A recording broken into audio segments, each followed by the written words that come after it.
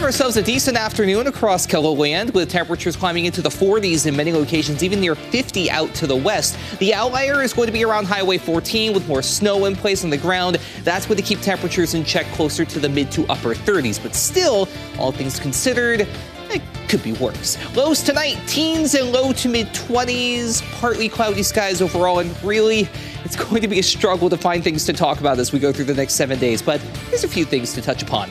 More on that coming up, but until then, Midday in KELOLAND starts right now. Live from KELOLAND Media Group, Midday in KELOLAND.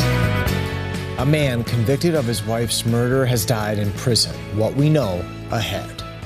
And 2 Minnesota police officers and a firefighter shot and killed in the line of duty over the weekend. Good afternoon, and thanks for having us in. A Pierre man who tried to blame his 12-year-old daughter for his wife's murder has died in prison. Brad Rhea was serving a life sentence for first-degree murder. He stabbed and killed his wife, Tammy, in 2007 after she asked him for a divorce. Rhea died in the Jamison Annex Infirmary in Sioux Falls. He was 64. Our ongoing series, Leaving No One Behind, life on the Lower Brule and Crow Creek reservations, presses on tonight with its next reports. We turn our attention to resources for kids in Lower Brule, including the game of basketball. We had the chance to soak up this atmosphere at Parents' Night, where we learned about the meaning and power of hoops in this community.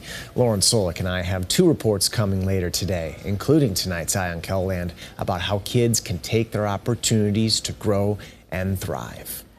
Pivoting to weather, not a whole lot going on, but it's dry and it's going to be warming, so people should like those developments, right, Adam? Yeah, for everybody that was saying we basically didn't get spring last year, we went from winter straight to summer, here you go.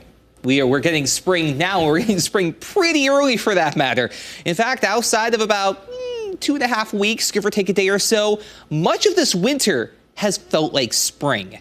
And here's a prime example as we're making our way downtown. Whether you're walking fast or not, that's your own prerogative. 44, south wind to 13 miles per hour. Cloud cover, though, is going to be a little on the stubborn side, especially East River. We have a surface area of low pressure we'll talk about in a second. But some blue skies to the west as we look west from our camera in winter. 39, a little windy though. You see the flag there in the foreground getting a bit of a workout. A westerly breeze at 19 miles per hour. We are seeing a couple of 30s out there still, mainly along that Highway 14 corridor from Pierre to Huron and to Brookings and even up toward Watertown for that matter. 38 for Aberdeen, 30 Sisseton. But you see some 40s though out to the west and to the southeast for that matter too. 44 for Yankton and Pine Ridge. We'll throw in Rapid City for good measure. 43 Spearfish, 46 up toward Buffalo. So there's the cloud cover, again, mainly East River. And yes, there are a few returns on radar. No, not much of that's making its way down to ground level. I've been watching the Watertown camera for the last about 20 or 30 minutes and I haven't really seen anything beyond maybe a flurry. Not sure if that may have just been a speck of dust going by the camera, but I digress. There's really going to be a lack of anything to talk about in terms of active weather for at least the next 6 days. By the tail end of the 7-day forecast, we may be able to change that, but more on that in a moment. For today, though, a mix of sun and clouds overall. Temperatures in the 40s, especially toward and south of I-90. Once you hit Brookings and then go north and west from there toward Huron, Miller, Watertown as well, that's where you'll be mainly in the mid to upper 30s. And you go toward Aberdeen, away from the Highway 14 corridor, you get up to 43. Out west, 40s to near 50. With partly cloudy skies overall. A little windy, though, out to the west as well.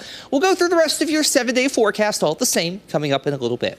Sounds good. Thank you, Adam. After an 11-day layoff, Great Bear Ski Valley in Sioux Falls is once again open for business. The winter sports destination closed for nearly 2 weeks because of a lack of snow, but took advantage of colder temperatures over the holiday weekend. 36 hours of snowmaking, and then another 24, maybe 30 hours of just grooming the hill, putting the features back up, getting our fences up, all our padding. It was quite an effort. 100% of the trails are open for skiing and snowboarding, but the tubing hill is closed for the season. We'll hear from a regular at Great Bear about the efforts to reopen the slopes today on First at 4. Gun violence took the lives of 3 first responders in a Minneapolis suburb yesterday. 2 police officers and a paramedic were killed in a shootout after responding to a call for help. Police say an armed man had barricaded himself inside a home with 7 children. The suspect was found dead. Marielle Mose of CBS News Minnesota is at the scene in Burnsville. It's a really hard day for our public safety family. We're hurting. Okay.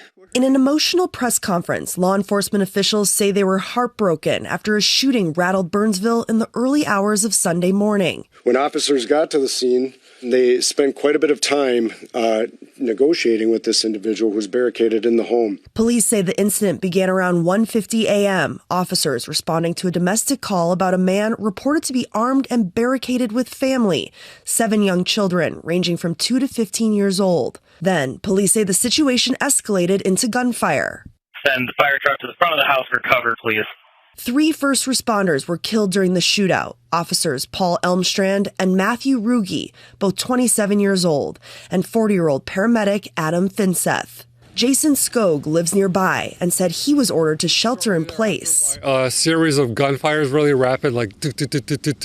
And then I knew right away that something bad was taking place. It wasn't until around 8 a.m., more than 6 hours after the incident first began, that the suspected gunman was reported dead.